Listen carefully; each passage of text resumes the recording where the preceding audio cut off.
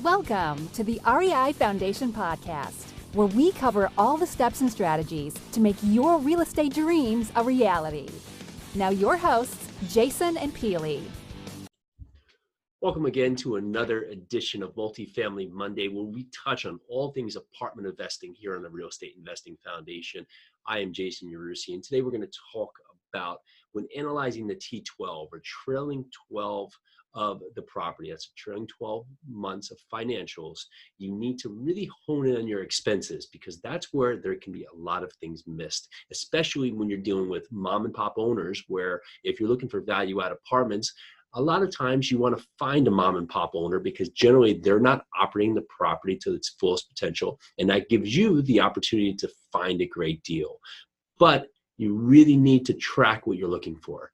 We have analyzed properties before where they've provided us the data on the property, and why you want the last 12 months is because you want to see what they're doing to date, what they've done over the course of the last 12 months, how the property's either improved in some areas or even gotten worse in some areas. Or if you're seeing trends, you want to notice those trends, why things are happening.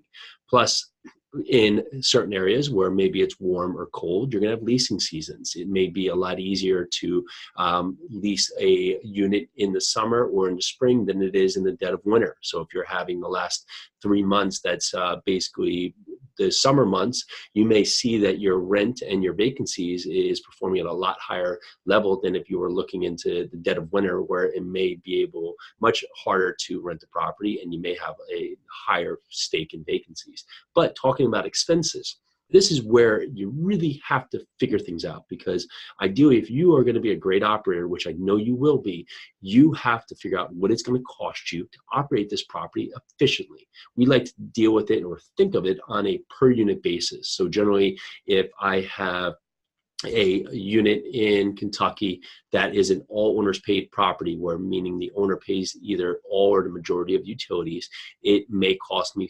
$4,000 in range a unit per across the board. So if I have 100 units times $4,000 is $400,000.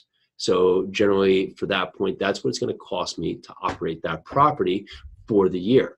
And so that's very, very important, because that's going to give me my basis. Now, on a good point, maybe I can do some things to change out my water savings or change out toilets or some other things to cut down utilities.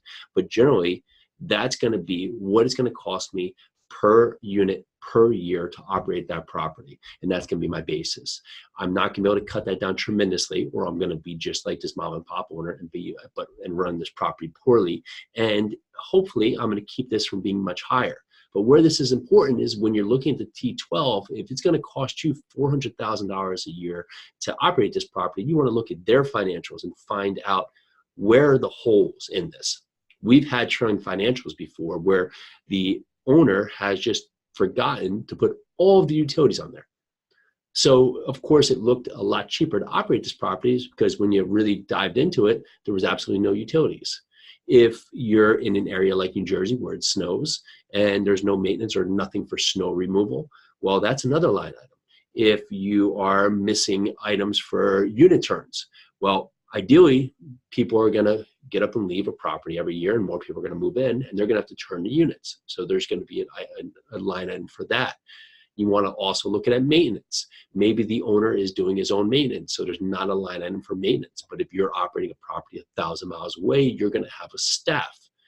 On just a contrary point, you can also see where you can make improvements. They may have 5 maintenance guys or 4 maintenance guys for a property, where you might be able to do this efficiently and operate it with 2, which is good management on point.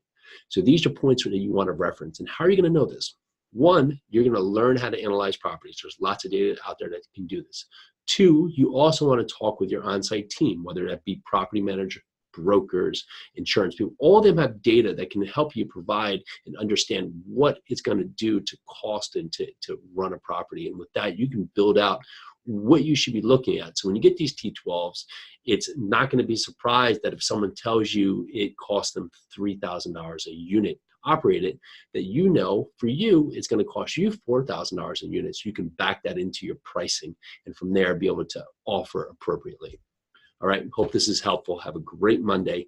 Make sure look at the fine line, look at the details. And when things stand out, go back and ask the owner, ask the broker, why is this missing? What's happening? Especially for things, we just had one where a property is in a flood zone. They have a mortgage, so they have to have flood insurance, but just wasn't on the sheet. So we went back and asked the question, and it was missing. Had to put that right back into the data, and that, of course, changes price expectations and what we can offer. All right, have a great Monday. Bye now. Thanks for tuning into the REI Foundation podcast. Check back next time for more awesome tips and strategies to launch your new you in real estate.